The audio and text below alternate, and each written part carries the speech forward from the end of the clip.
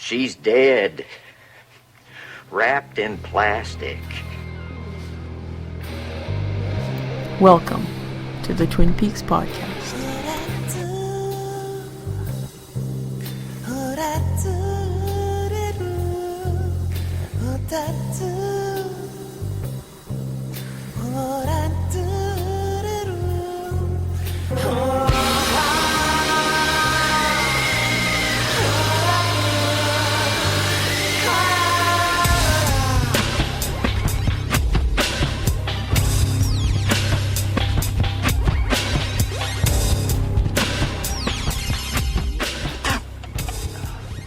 Damn good coffee.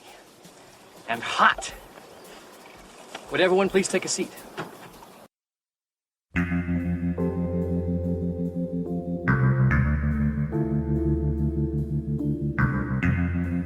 Welcome everyone to episode 13 of the Twin Peaks podcast. I'm Matt. I'm Melanie. I'm Brad. I'm Caitlin. And I'm Stewart. Hey, Stewart. Hello, Hooray. Stewart. Oh, got a round of applause. Yes, Thank you. you're welcome. All right. Yeah, Stewart's sent in lots of feedback before, so anyone who listens to us has probably heard his name come up.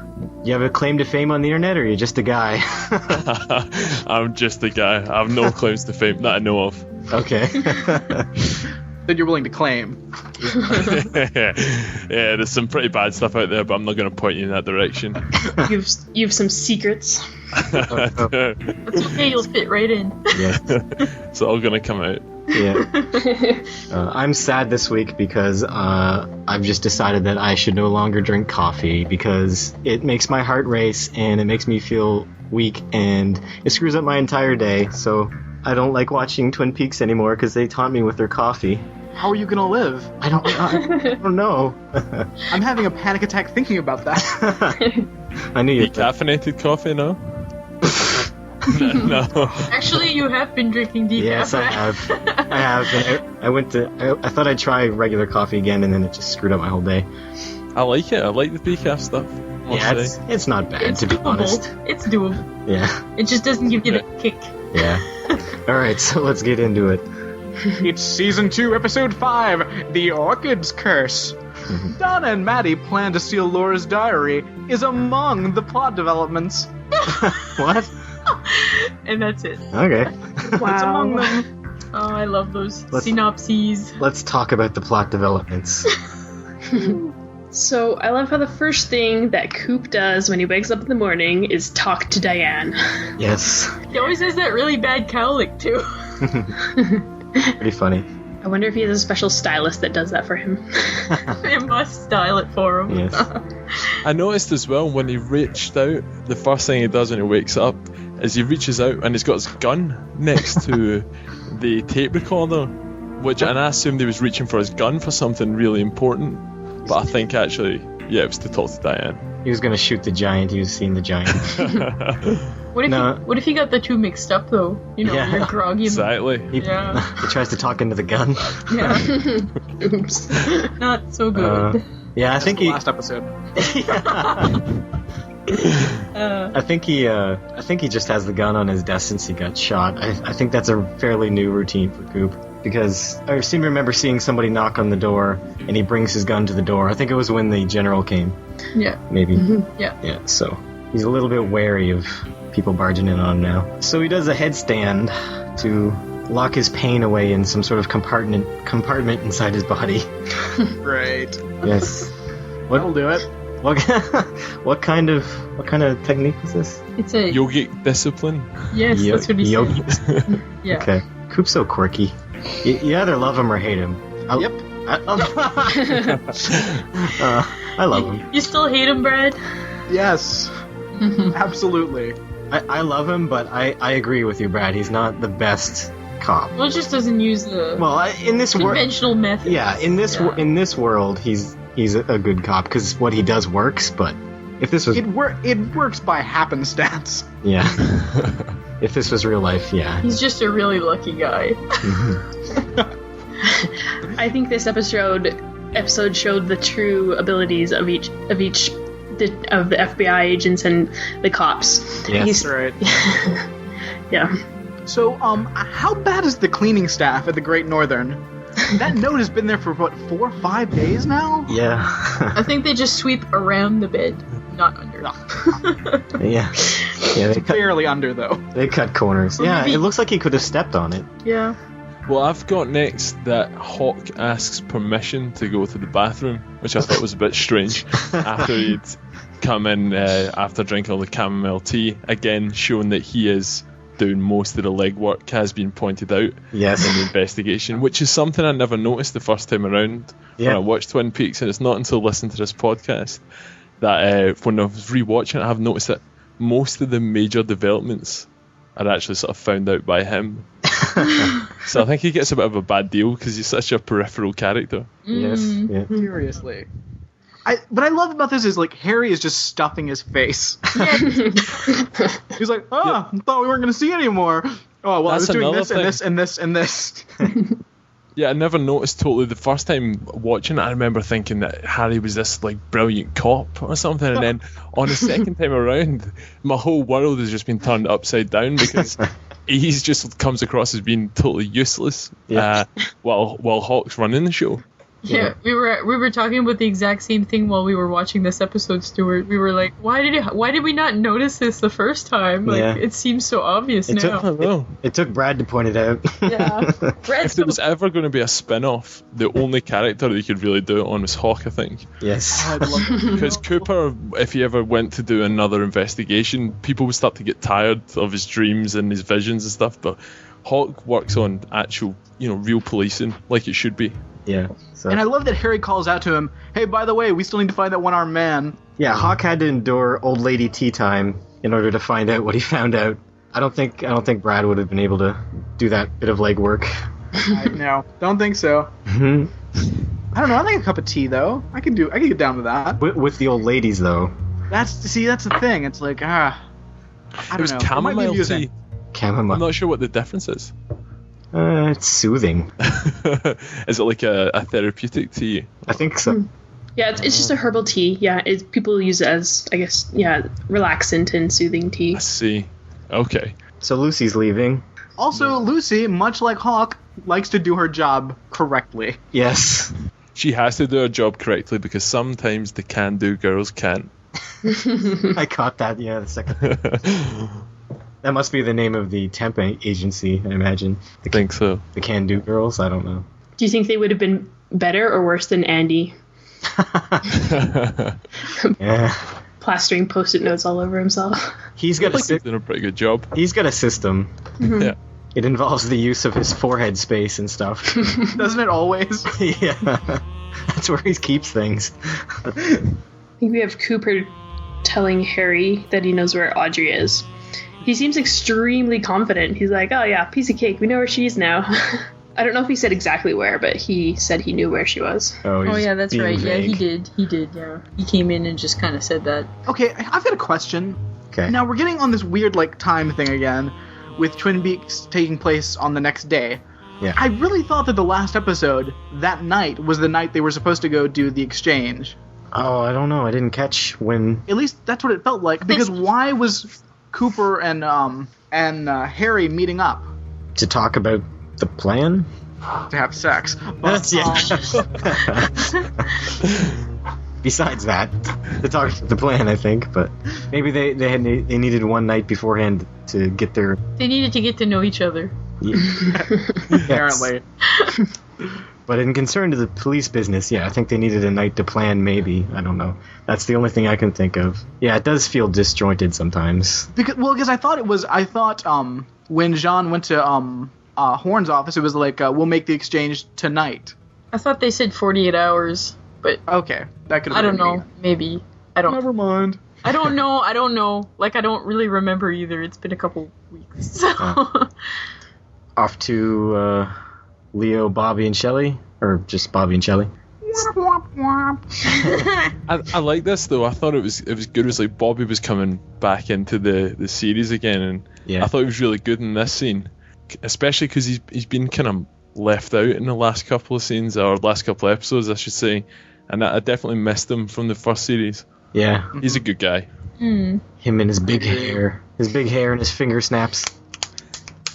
Although he seems to be, I was looking, he was on the chair the kind of old-fashioned chair that they're getting in for Leo, and he's reading a magazine that's just called Shooting Magazine. I don't know if anyone else noticed that. Wow. Probably reading the article about Leo.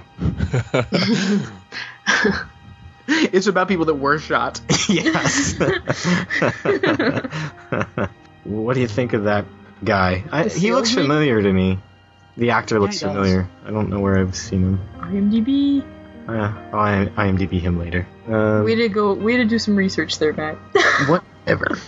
It was a bit of a kind of returning to the slapstick, which does seem to come on quite a lot in season 2. Yeah. Lots of sort of slapstick scenes, and they do go on. Like, as you guys discussed before, I think you were saying it was like a David Lynch thing. I know he didn't direct this episode, but it does seem, even when he's being swung around on that chair, you do almost think for a couple of seconds, like, this has gone on too long. But I think it works quite well. Do you guys think the slapstick fits in with the series, or is it? Yeah, I think so, definitely. Yeah. Because it keeps the melodrama at bay. Because you have the intensity of the really dark stuff and the ridiculous over-the-top slapstick, and then all the melodrama, which is the breadth of the show. Yeah. Any thoughts here, Caitlin? Nope, I agree with Brad. Okay. Yay! I really think that Bobby is taking advantage of Shelley, and that she is not going to get the good end of the deal here. I think she needs to really stand up for herself and get rid of Bobby. You think he's going to screw her over in the end somehow? Well, you kind of saw how he's like, oh, sent her out to get the drink, and he's like trying to talk to the salesman. And he's like, is this the best you can do? And he's like, well, with only the money that you want to use from the insurance, like, you can't get very much. And Bobby's trying to make it seem like he's doing everything he can for Leo, but really he's trying to get the least he can. Yeah, he's getting the cheapest deal, like he's getting the shitty chair and the shitty ramp, shitty salesman. On to the trial in the bar. They don't sweep there either. There's pine shavings everywhere. I thought it was peanuts at first. Nah, it looks like pine shavings. I think you're right. I think it's wood chips or whatever. Yeah. Why the hell is there a trial in a bar? Yeah, that's what I was thinking. That's not a thing. You don't do that. That's not a thing. Yes, you do. In Twin Peaks, you do. I guess they don't have a courthouse. Well, they don't have a full-time judge either, so... And what about the red curtains behind it? I don't know if you noticed that when you were watching it, but they have like the curtains almost looking as if from the red room. Behind the judge? Yeah, behind the judge. I didn't know if that was meant to be a deliberate thing or... I didn't even notice them. Yeah, now that you mention them, I can picture them. Mel, you noticed something about this scene, something funny. Oh yeah, Toad was sitting in the courthouse watching the proceedings, and he was chomping on some sandwich or something. Oh really? Toad from last episode, yeah. I liked how we saw the outside of the bar and it says the Bang Bang Bar, and then the next clip that it shows is the gavel banging. Yeah. Clever. It is clever. I think they should do that for every courthouse in America. Yes. Call them the Bang Bang Bar? Yeah, call them the Bang Bang Bars. And serve drinks. That's awesome, because I live across the street from the courthouse. That would be nice. You should go to their idea box and just drop a note in. Okay, I noticed in here, Harry says that Joshua Palmer brought his family here about 75 years ago.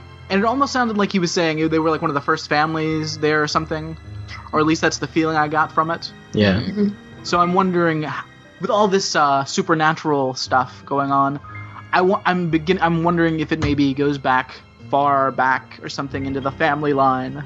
Well, I think when they were talking about being Bookhouse Boys way back in season 1, didn't they say their fathers did it and then the grandfathers before them, and then that's as far back as he said? So yeah.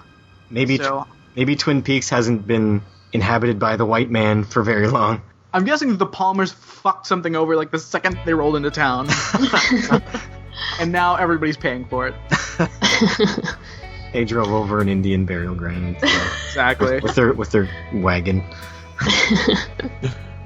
Yes, they probably crushed the little makeshift grave of Hawk's ancestor when they drove in. Yes. That'd be tragic. And now Hawk's like enslaved to them for some reason. Oh. Did you just find it weird at all that a sheriff is speaking in defense of somebody? Is that? Yeah. I don't know if that's meant to be just peculiar to the town, but it struck me as a little bit odd.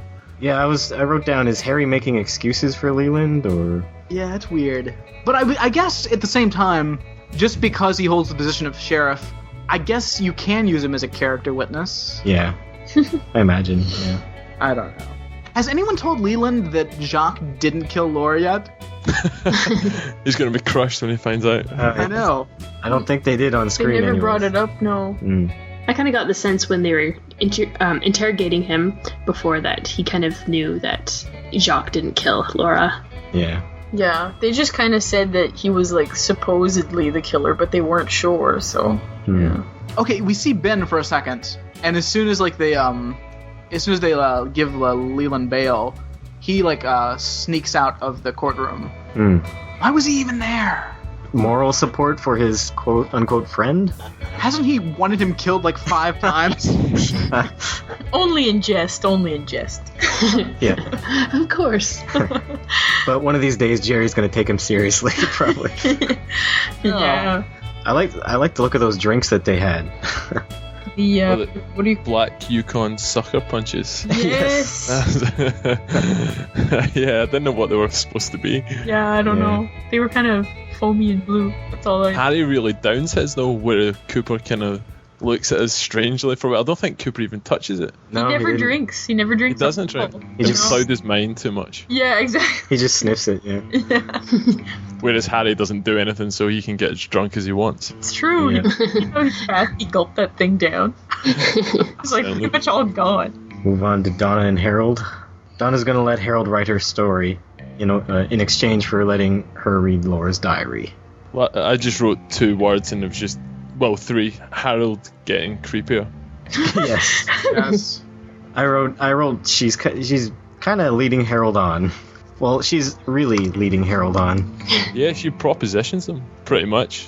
Or there's things you can't get in books. Yeah, maybe our dreams are real. Yoink!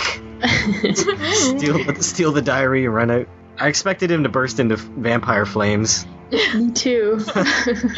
Yeah. He almost did. Yes. Yeah, definitely. He grew up in books of witchcraft. I noticed another thing was that on podcast previous you had discussed kind of how Doc Hayward is the only doctor in the town and he seems to have done everything, and in this episode we find out that he'd also delivered Donna as well. Yes. That's kind of incredible. What was he doing? Like holding his wife's hand and holding the baby in the other, like pulling the baby out or something? He's some guy. He is some guy. He deserves a medal. Yep. That's why he's on the team. Yes. Exactly. Oh wait, quick update. Our medical salesman guy, David L. Lander, it's Squiggy from Laverne and Shirley. That's not where I would have seen him from, but... No, I've never seen Laverne and Shirley. Well, that's what he's known for. Okay. Oh. So yeah, where does Harold get his wine? Is there like a wine on wheels delivery? Because he already had like his glass of wine when Donna came in. Like... It's Orchid wine. I think it could be the same glass though, because he's never drank any of it. Yeah. Only had one for the last 20 years. He just keeps it to look fancy. Yes, he just swishes it around, sniffs it sometimes. It's just a focal point. I'm letting it age in the glass. That's so gross. Oh, we get all silty in there. Yeah. It's got orchid pollen in it.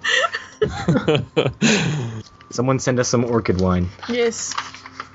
Some orchids are probably poisonous. It's probably poisonous. We all die. Yes. All right, so back to the trial. It appears that Leo's headshot is on trial. Yeah. Was that actually necessary to have like this huge headshot of Leo there? Yes. I don't know. I think my theory as well is that it's probably the actual actor's headshot. Yeah, that's what I thought too. Must be. Yeah. I would have thought he'd want to have his long curly locks in his headshot. Oh. Yeah. I have a huge problem with this scene. Is it because the judge keeps rolling his eyes at the prosecutor for doing his job? No, it's because the prosecutor's trying to try a man that you cannot try. Well, that's his job, is to get that guy convicted. No, not a chance. There's no one in their right mind that would try to put a guy in a coma on trial. And he seems to justify it by saying it would make the town feel really good. Yes. I'm pretty sure that wouldn't hold up. No. The town deserves resolution. What the hell is that supposed to mean? That's not justice. That's creepy as hell. They're basically burning Leo at the stake. Yeah. Chasing him with their pitchforks while he's just laying there comatose. Aw. Poor Leo. They gotta pin this on someone or else they look bad. Yeah. That's probably it. They're sending Leo home anyways. And Harry tells Shelley she looks sad about it. And Harry, who knows that Leo is like responsible for all these things, is like, oh, you should be excited, Shelley, and he wants to be really happy for her. So this was a trial for... Oh, no, wait, was there was 2 trials. Oh, this is a separate trial. Yeah, there was one for So- Leland and there was one for Leo. Are they trying Leo for the murder of Laura Palmer or for the other shit he did? Everything. They're trying to go for everything. Which, okay, wait, here's another thing. They say the town is so hurt by the murder of this girl. All right, yeah, people are always upset when a pretty white girl dies. I understand this. I watch the news. This is what happens.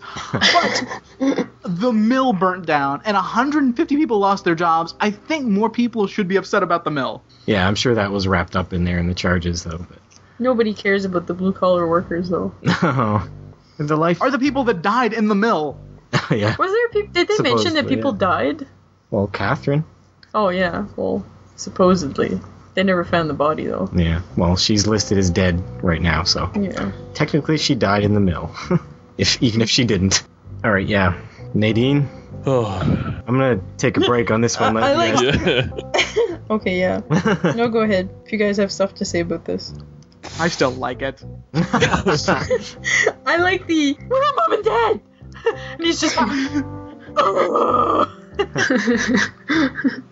Oh. I just feel like whenever she comes, like from the second season onwards, whenever you see her on screen, my heart just sinks. It's just never going to be good, whatever follows on. And she's in the same, it's her and James in the same scene. It's a tough one. Oh, they're both in that scene, yeah. But at least it was a short scene. I mean, I'm sure it may get much worse, but at this point, it's just a short little dose of wackiness. Yeah. It got even shorter when they sped up those frames at the end of the scene. Yes! lifting up I loved it. That looks so awkward and dumb. I love how That's they why I love it. I love how they added super speed to her super strength. Anyone else write anything about that? No. No. Both are right. Yeah, really. Okay, Mr. Tojimura. I see now it is clearly Catherine. I love that I didn't see it the first time, though. We shall see. But is Mr. Tojimura's assistant the guy from the season 1 finale? Is that who that was? That I'm not sure of. No idea. No. Oh, okay, because somebody said that guy isn't cousin Jonathan or whatever his name is, and he's somebody else. So this is the only other guy I can think that it would be, but... I always found this bit pretty hard to keep up with. Yeah. The whole mill thing? Yeah, I've just the Ghostwood and in between, like when Catherine had the books as usually discussed as well, and I felt quite reassured about that because I used to think I was really stupid because I couldn't keep up with this, but it was reassuring to hear other people questioning what was going on because I found this confusing. Yeah. Yeah. Yeah. I'm glad to hear through this podcast that other people are confused by it too. Guys, quick update. Oh. The assistant is the same Asian man. Oh, okay. Cool. So I don't know why they had to insert him in the season 1 finale for that split second, though. But... Oh, that is bizarre. So the Japanese want to buy Ghostwood in dollars. It was like 5 million yen. Maybe he's trying to rip them off. Ben doesn't even know this guy's credentials. He came out of nowhere, handed him a random piece of paper that says 5 million on it. Yeah. Yeah. He's like, yes. Bonus! He had no interest whatsoever though before. At first, until he saw the money. Yeah. I was glad to see Hank back as well. Yeah. It's good to have him back. I like Hank.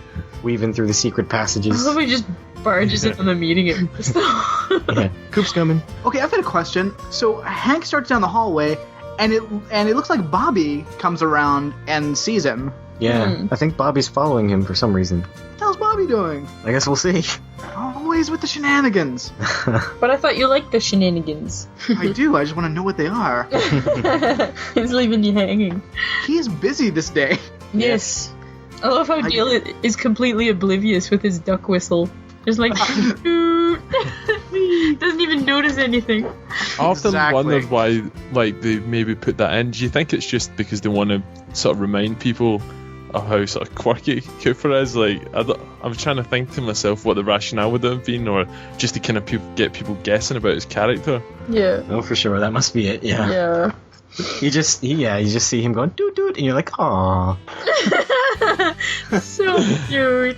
I can only assume it's so that he seems so simple and unaware, but then when he solves a big mystery out of nowhere, it makes you think, wow, he really does know what's going on. He's like Columbo. It's amazing. God, it's so. But it's not. So they make their call to Jean. I like the instructions they give. Go to this old park, go to the merry-go-round, and drop it off at the horse with no head. I don't know why, but that made me think of what was it, The Godfather? Yeah. And you know how they put the horse head in the bed. Anyways, that was a really random thought. But yeah, and Coop, he's totally just like really confident now, and you know he just comes in last minute. He's just like, oh, okay, whatever, yeah. And Ben doesn't even like seem suspicious at all. I think Ben's really off this episode, accepting random strangers' checks, and Yeah. Yeah. Cooper seems to show like quite a disdain for Ben as well. He doesn't really speak to him when he comes in, and he just kind of storms out afterwards. Yeah, I think he can tell he's slimy. I do love he tells him to stay by a phone. Yeah. Oh, because it just reminds me of like the olden times when you did have to stay by a phone. Yeah. He's just gonna be stuck there for hours and hours just waiting. I miss those days. I don't. Matt, you don't even have a cell phone. We'll pretend I do. Hey guys, I'm hip, I'm cool. I'm not at all behind the times. No, not at all. What's next? Oh, is this Spider Renault when he's building his shooter? Yeah. Yes. Worst web shooter ever. Oh, did we miss that Donna and Maddie they're planning on tricking Harold. Oh yeah. Yeah, that's right, yeah. Yeah, we missed that part. Yeah, there's not much to say. Probably on purpose, you guys. all I can say is that I'm glad they didn't bring James in on this. Yes. In fact, I love how they completely avoid him this whole episode.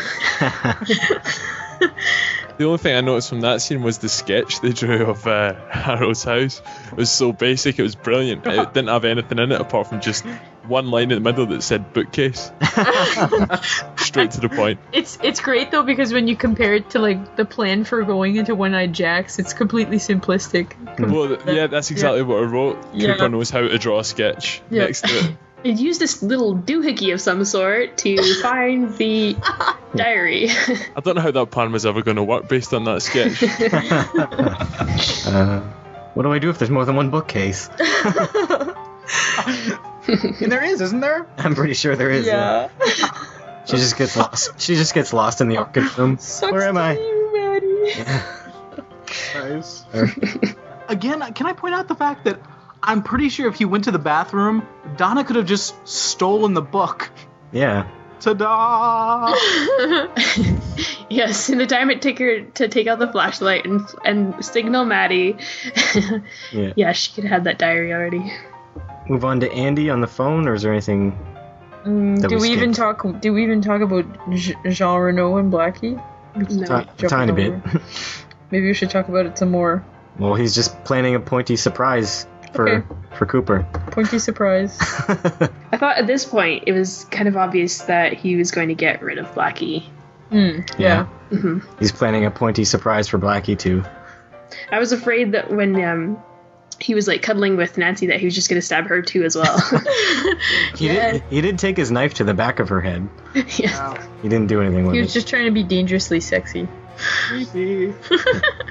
All right, on to Andy on the phone.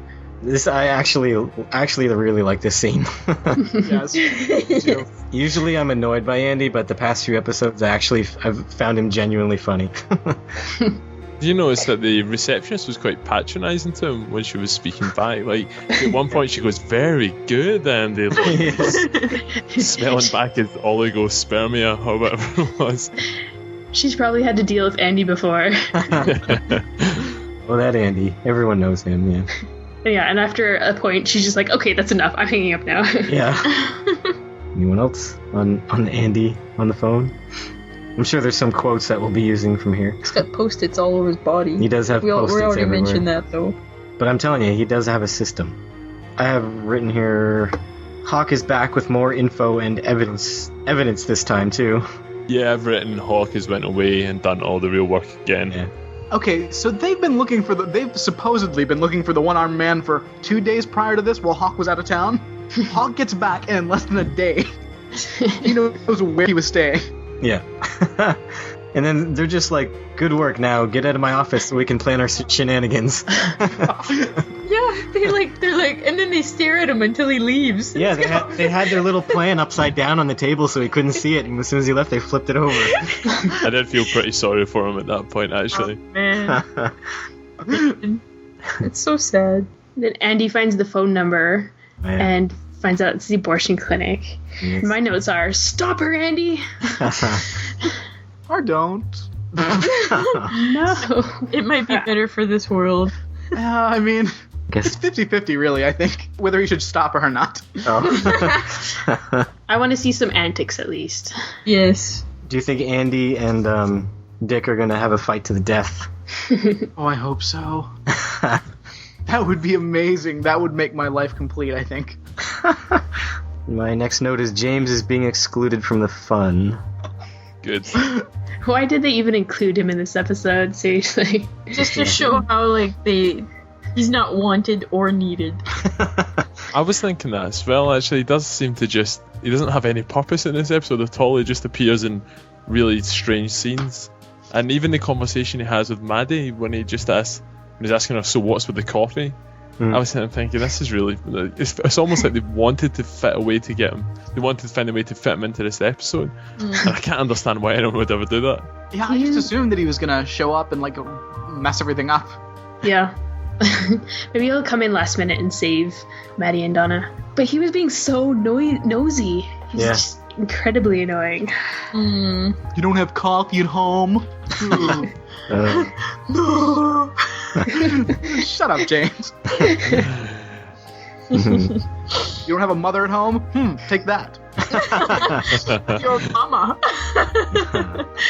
His mum's fine. She just got sick of him and decided to become an alcoholic. Yeah. As I would have done if I was one of his parents. Yes. I learned this by having you, James. It's your fault. Does he live with Ed and Nadine? I think so. If not full-time, then at least part-time. Oh, it must be an annoying household. I would not be able to live there. Ooh. Okay, so back to Oh, by the way, I should mention, sorry. Did you guys notice, when Maddie left, and a couple of ladies were in the diner, and they started, kind of giggling to each other, and James kind of looked at them, Yes. as if they were laughing at him, and then he just left in a huff. He was like, I just thought that was really funny. I don't have to take this. I just thought it was kind of a funny echo, it could have been Maddie and Donna laughing at him. Yeah, that was just off screen, right? Yeah, but it was awesome. I like to imagine that people are constantly laughing at James as he walks around the town. Just random people laughing at him, and he doesn't know why. It's quite a Laugh sort track. of fall from grace for him, because when Twin Peaks in the first season, he had this position of he was meant to be sort of one of the cooler guys, and he had a few different girls interested in him, and now he is kind of lonely character. You could almost feel sorry for him, Yeah. Almost. but you don't. Almost. I kind of do feel sorry for him. No, don't turn to the dark side. Because I did like him at first, but then, not so much. Don't get drawn in by the pouty lips. And that's not what drew me in. I just thought he was going to be a good guy. Well, So, this is really off the subject, but see if and I don't really want to have to explain why I was doing this, but if you're on YouTube and you Google, or you YouTube, the James's song, you'll find a lot of people covering it. Oh, really? Lots and lots. Yeah, even people playing it live in bars and clubs and stuff. Non-ironically? Yeah, no, completely seriously. Weird. Oh, Have a look into it. that's disturbing. Well, the music's okay, but it's just the lyrics and the high echo voice that I don't like. Yeah. Yes. To Harold and Donna. Maddie's waiting outside Maddie's waiting outside. while Donna puts on her show. She puts on a show. She does a little bit of a zombie dance. Tells him a story. She's had at least one sex-citing adventure in her life. Sex-citing? Did you say sex-citing? Okay, I was just double checking.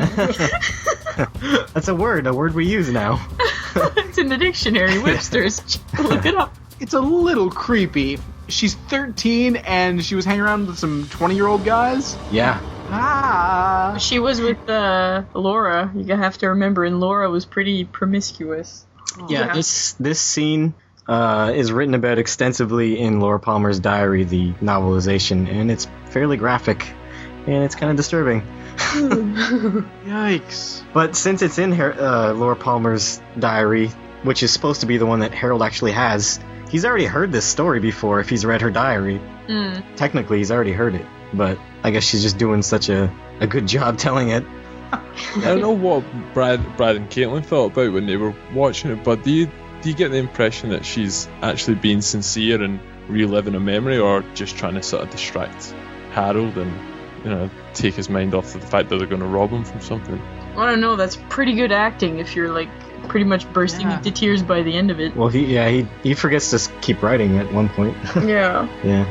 I think she's pretty much into it. I don't...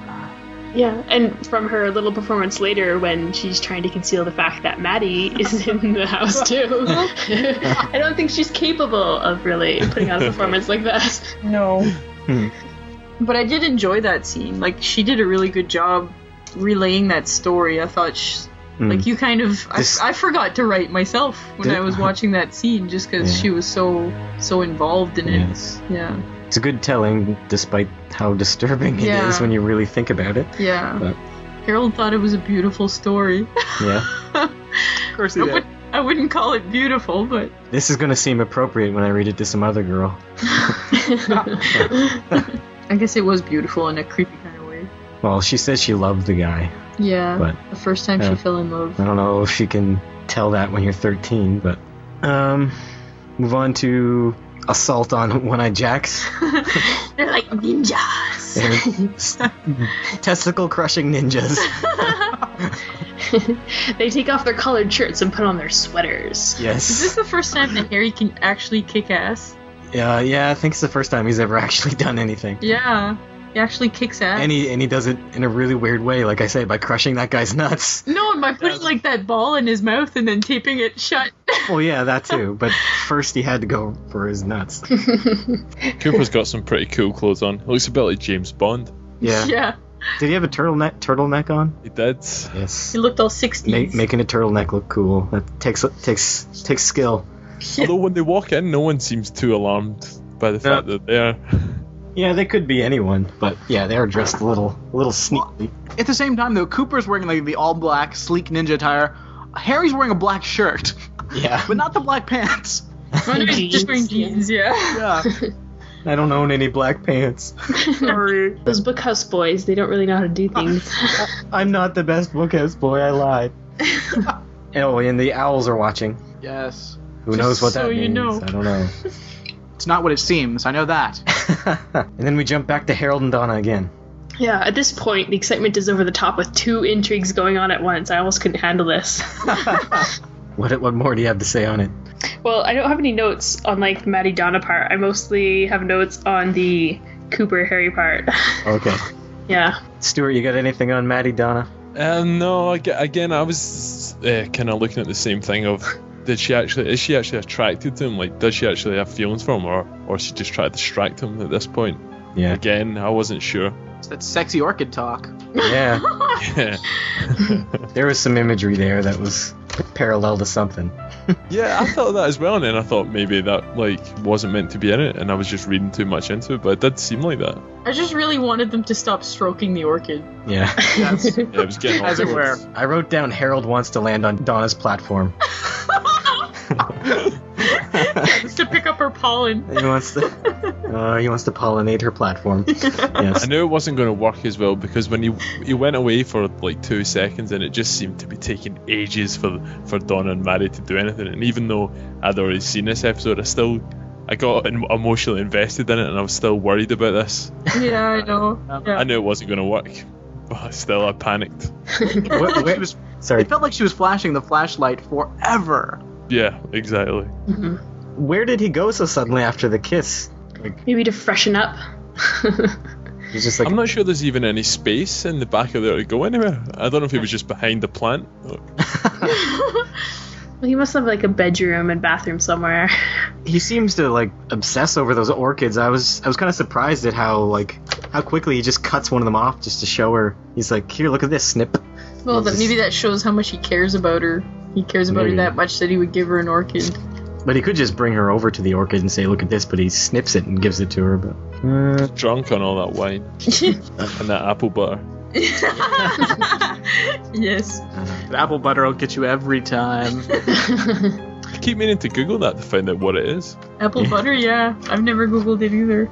No, I thought it might be like an American thing, but I'm guessing. no, I never heard of it either. Yeah, I don't know. To me, it's one of those weird Amishy type things. You think he's Amish? I don't know. You never know. He's a witch. He's a ghost. I don't know what he is. You shouldn't assume though. Do you know actually this is going back a little bit, but when Donna says, "Oh, there's things you can't get in books," and he says, "There's things you can't get anywhere." Anyone have any idea what he was meaning by that? No. No idea. What did you think he meant? I'm oblivious. I think he was just trying to be deep and witty and stuff. I and think- totally failing. He was talking about drugs. Possibly. You can get them in Twin Peaks though. Yeah. You just need to talk to Bobby, he'll hook you up. So Coop versus Nancy. Man, I love this scene. Yeah. I love her punching ladies left and right. Awesome. Don't even care. It's funny. This is the first. As far as I know, this is the first act of physical violence he's done in the whole series, and it's punching a helpless woman in the gut. not helpless. She's not helpless, but yeah, she stood no chance. It was great. But I love the fact that it was so planned. Like, he saw her pull the knife, and he just waited to punch her. He wanted to. Yeah, all that rage built up. Yeah, he told her to shut up too. He's like, shut up. He so could have just pulled his gun and been like, hey, put the knife down. I see what you're doing. Yeah. No, he waited. Oh, this is gonna feel good. Coop rescues Audrey, and then Like a sack of potatoes. Harry lets Renault get away. He bumbles. Well, I will say, it did seem like Jean just kind of teleported out of the room. Because he fired the shot, and as soon as Harry looks back, he is gone. Yeah. That was cool too. He was on the floor and everything. Yeah. I think he's endowed with some of the supernatural powers of the Force. I'm not sure why he killed Blackie. I guess she just annoyed him. No, but remember they discussed. He was talking to Nancy, and she was Oh, like, yeah. "When are you gonna get rid of her for me? Well, like yeah, we've been that talking was about part of this the for deal, ages." Yeah. I don't think Nancy wanted her sister dead. I think she just wanted One-Eyed Jax. Can we kill Nancy and keep Blackie?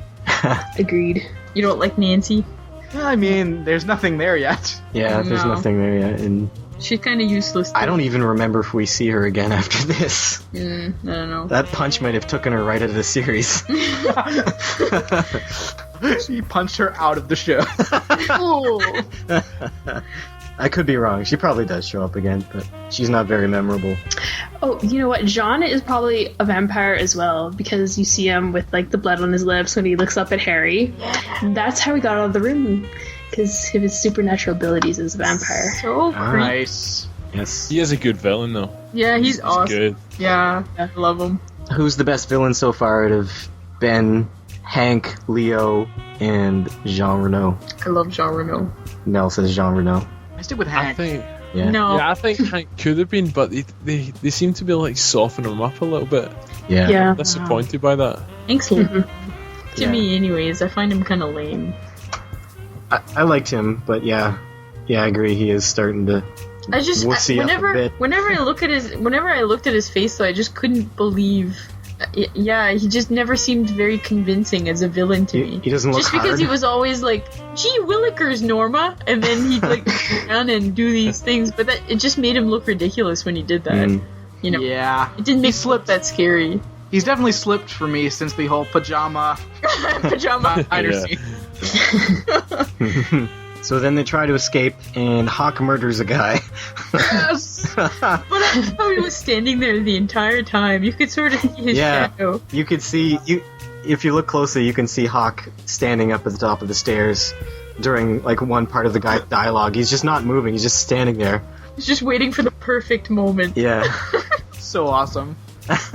They're lucky he was there. I think he wanted them to like suffer a little bit. Yeah, probably. For like making do all that work for them. I'm gonna wait till right before this guy shoots them, and then I'll save them. I think one of the things you kind of touched on before as well, that Hawk sometimes gets attached to a bit of a stereotype, and I think this is one where when he murders the guy, he does it with a knife, and I was thinking, surely he's got a gun? Yeah. Well, why does he have to throw a knife on his back? At first, I thought it was a tomahawk too. Yeah, me too. I was like, no. Any tomahawk should have been. Oh, wait, can I point out something else that I've just noticed? As I have the scene paused at the moment, it's not only that Harry's wearing jeans and just a sweater, he seems to be wearing his regular clothes and his shirt is sticking out above the black sweater. Therefore, I'm assuming that Cooper just had this black sweater and was like, Harry, where are your stealth clothes? He is the worst dressed man in Twin Peaks. He's the opposite of Dick Tremaine. Hawk is awesome. I can't believe, like, it was first time round, it was a character I totally discounted, but it's yeah, he's by far my favourite character. That's awesome. I like his casual attire. I like that sweater. Yeah. But he's actually the best bookhouse boy. He's the one who should have went with Coop, I guess, instead of Harry. You almost get the feeling that he's actually solved the murder of Laura Palmer, weeks ago. He's just kind of having fun now. All right, let's go back to Maddie and Donna and Harold. Oh, we have at the very end of this, we have they're getting away, and Jean apprehends Hank. Oh yes. Oh, yes. As Daryl Lodwick. Not sure how that's going to pan out. Yeah. That was a nice twist. I liked that. Yeah. How do you think that's? I actually can't remember how that pans out, to be honest. When was the last time you watched it? Second series I watched not that long ago, actually, but like within the last 6 months, but I've actually forgotten that. There's so much stuff that happens, it's hard to remember. Yeah. What do you guys think Jean Renault's going to kidnap Hank and ransom him off to Ben? Pump him full of heroin? Who wants Hank? Yeah, he'll throw him back. Yeah. I think he'll try to get him to do his bidding. I don't think he can really get any leverage, but maybe info or stuff. I think this will not be to Jean's advantage, and that will backfire on him. Capturing Hank? Yep. Yeah. Alright, so off to Donna and Harold and Maddie for the last time. Donna should have just told him what was going on, because her face is just terrible in this scene. Yep.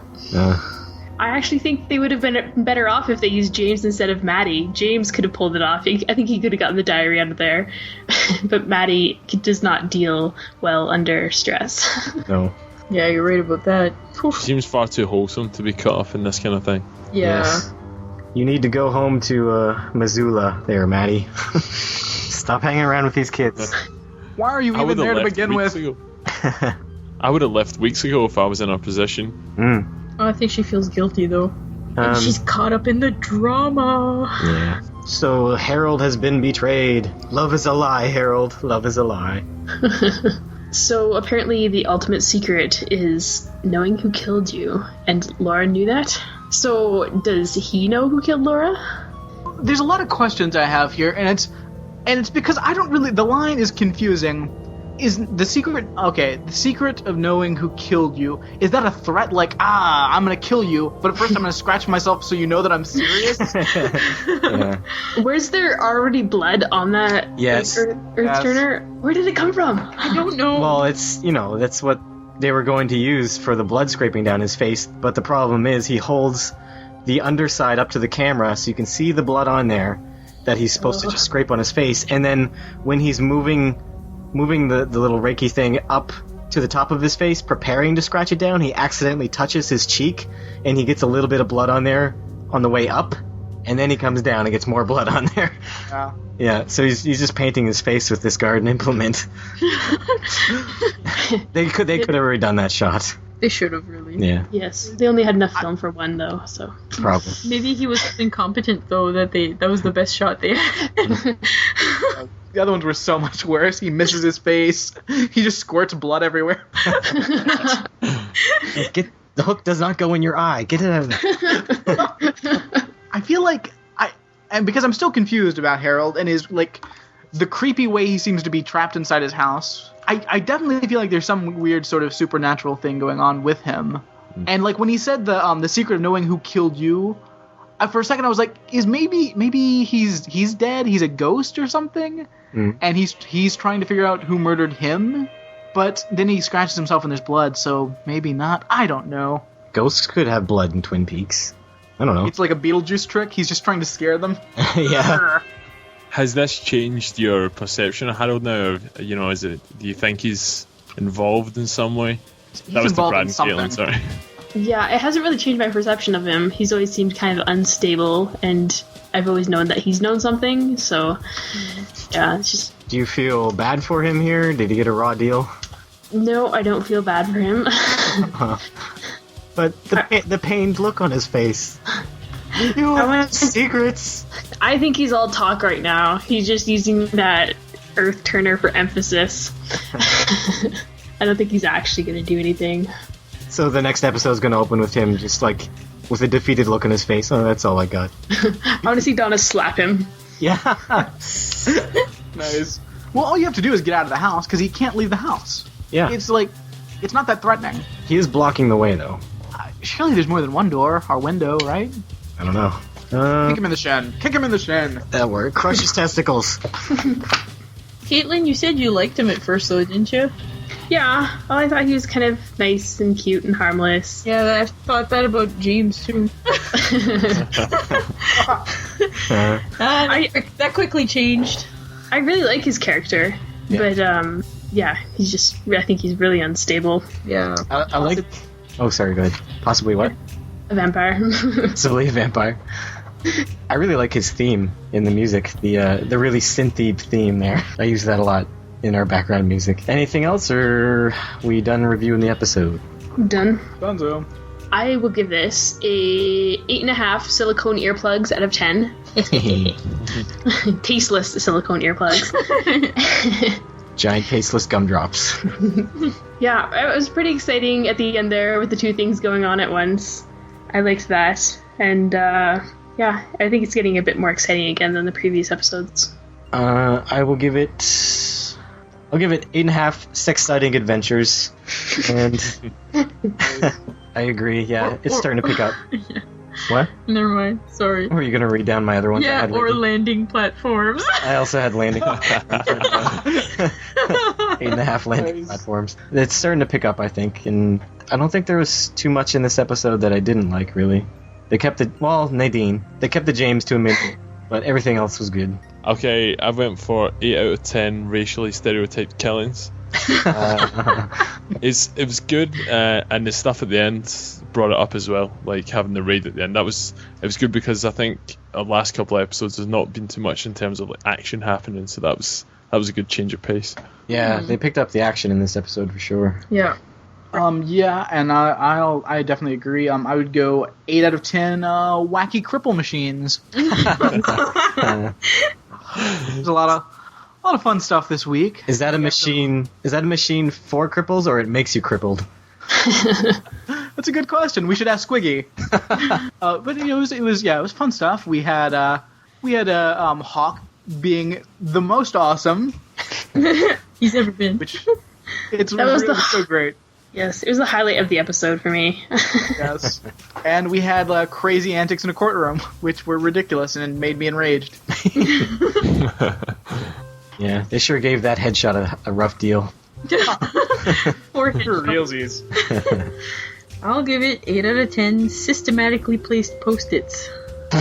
Yeah, there is a system, I'm telling you. There is. I thought it was a good there was a lot of action. It was a good episode, but for myself, I found the courtroom scenes were a little draggy, though. I don't know if it's just me. Yeah. Yeah, but I still liked them. But I've never been a fan of courtroom drama. no, but Leo's headshot definitely yeah, perked up a bit, but yeah, good episode overall. Cool. All right, quotes. Well, I only have one proper one and a second one that I never took down properly, but the first one was, and I was going to attempt to try and do the Jean Reno accent, but it would just be embarrassing, so I'm not going to do it. But it's, you love a good steak, but you don't want to know how you got on your plate. Yeah, it is. And the second one isn't a quote, but it's just something like I noticed when the chair guy's in and he's trying to get it to work, he says at one point, this chair's a bit like a woman, sometimes you just gotta hit it. Yeah, I don't know if anyone noticed that. Yeah, I noticed that. He's like, sometimes these machines, you gotta hit them hard. It's like a woman, we always say at the machine shop. Yeah. The worst machine shop ever. This is Ed here. Doc Hayward said to roll with the punches. Yeah, I feel bad for Ed. He's just so helpless. I know. I got one from Ed here. Oh, actually, it's Nadine/Ed. Where are Mom and Dad? Ooh, out of town. Yes. Well, I gotta go for it. Good thing you guys can't keep a secret. Good thing I'm so awesome. Good thing I know what's going on in this town. Yeah. Oh, how about I do the judge quote? You have to watch these. They sneak up on you. These weird foamy drinks. Yes. And I also like, Diane, I am now upside down. Or, I grew up in Boston, or, more accurately, in books. Okay. I'm a whole damn town! Yes. Okay, yeah, now it's Who Killed Laura Palmer. You don't get away with it. I'm sticking with Jean Reno. Yes, nefarious, devious. Blood drinker. Yes. Okay. I'm gonna say Joshua Palmer killed Laura. When he went to this town over 75 years ago and screwed everything up. You sound like a beer commercial gone wrong. 75 years ago. Joshua Palmer came to this town. 75 years ago, Joshua Palmer came to this town, and what he brought with him was the new, clear, refreshing taste of Twin Beaks brand ale. That sounded really good. You've got a career there. All right. Feedback time. We only got one today. It's from our frequent contributor, Claire Laffar. Hi, Hoolies and bonus guest. Like Laura Palmer's coke-fueled daily schedule, this episode is absolutely jam-packed. Lots of cool things here, so I'm just going to whiz through them. Once again, we start with a grumpy, sleep-deprived, cow-licked Cooper, which makes me very happy. He finally finds the note. Shouldn't housekeeping have found that by now? Do they not clean his room at the Great Northern? Didn't the FBI comb the room for clues into the shooting? Oh, yeah. That's right. Yes! I forgot of that. Hey, Albert, where the hell were you at, Doc? Yeah. Once again, Harry has sent Hawk out to do all the legwork. Willie stays at the sheriff's station and stuffs his face with donuts. I guess all those boxes piled up behind him need devouring somehow. I also love the antler mug tree behind Harry. I want one to go with Dr. Jacoby's pufferfish aquarium light that I also covered. Shelley is looking a lot more foxy now that Leo is a vegetable. Agreed. Yeah, there's one point in that scene. Yeah, Bobby looked like a total kid in that scene, and Shelley looked grown up and yeah, complete opposites. I really like the little scene with Mr. Pinkle. I hope that Bobby and Shelley enjoy spending all the insurance scam money and get themselves some nice luxury items. Say, actual walls for the house. There are a lot of giant neckties going on at that Bang Bang bar. Ben is acting a bit shifty in the background, though. What are your thoughts on that? I find it suspicious. Yes. I really like the music that plays in the scene between Donna and Harold. It's both eerie and sad, and one of my favorite tracks from the soundtrack. Me too. I also really like Harold's line that he grew up in books. That line really stuck with me from when I watched the series the first time, because probably as a child bookworm, I also grew up in books. Same here. Do you think that as someone that has perhaps felt less than empowered throughout his life due to his agoraphobia, if that's what Harold has, he enjoys the power over Donna that his possession of Dolores' diary gives him? I go between feeling creeped out and sorry for Harold in this episode. Well, until he goes completely loco at the end of it, that is. That's a decent point. I can see that, yeah. Harold's arm starts to shake when he leaves his house. No spoilers, but maybe just insert a mental bookmark here, people. Oh, yeah. Definitely. There's evil witchcraft keeping him there.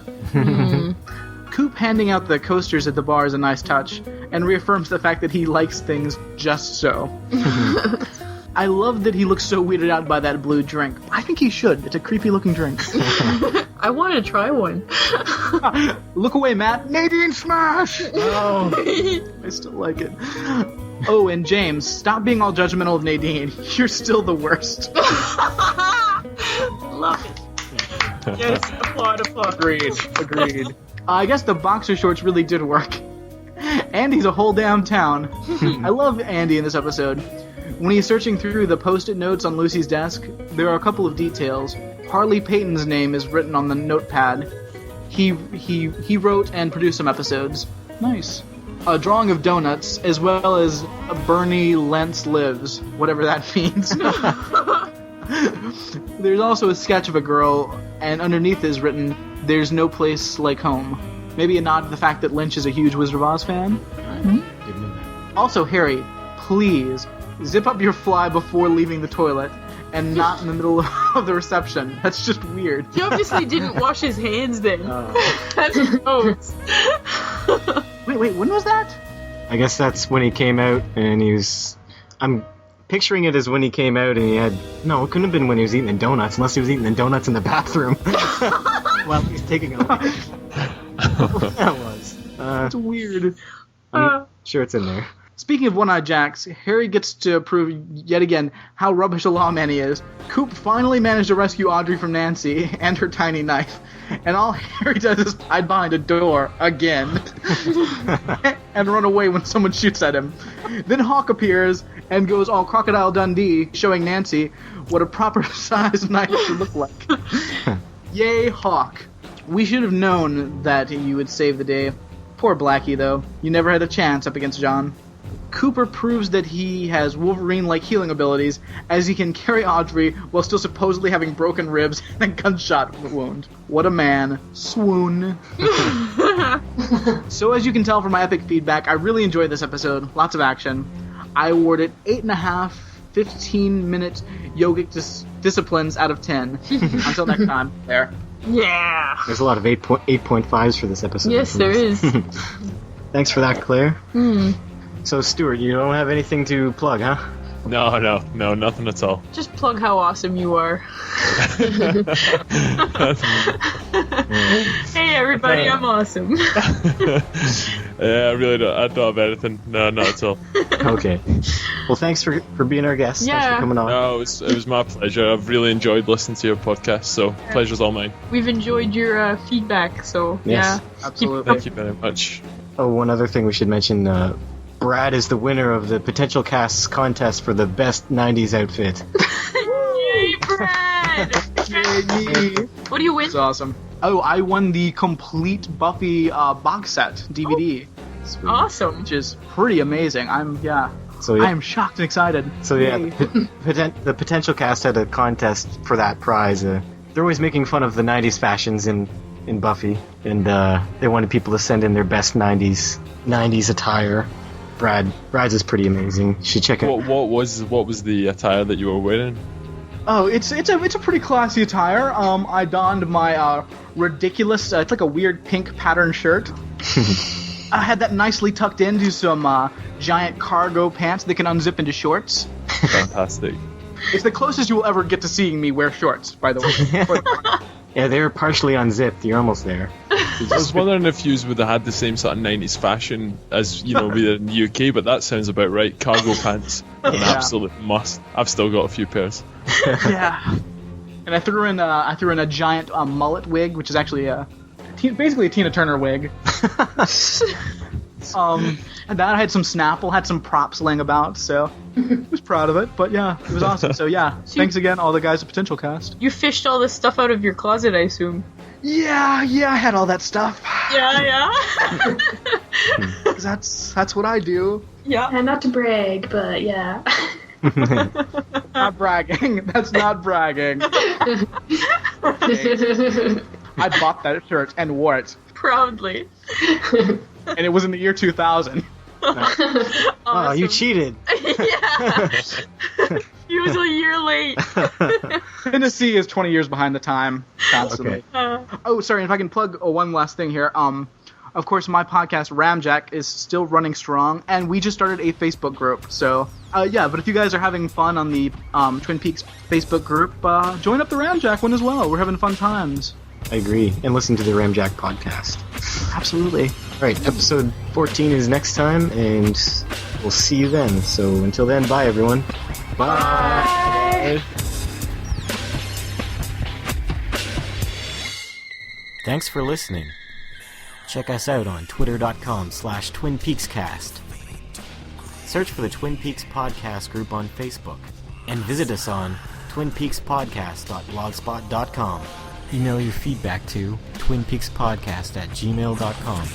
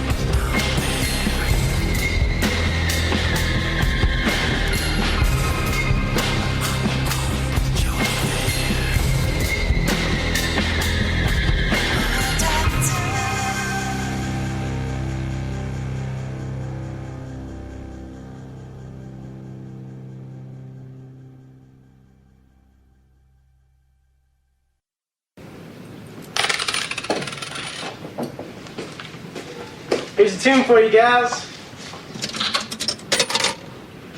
Okay. Don't do anything I wouldn't do.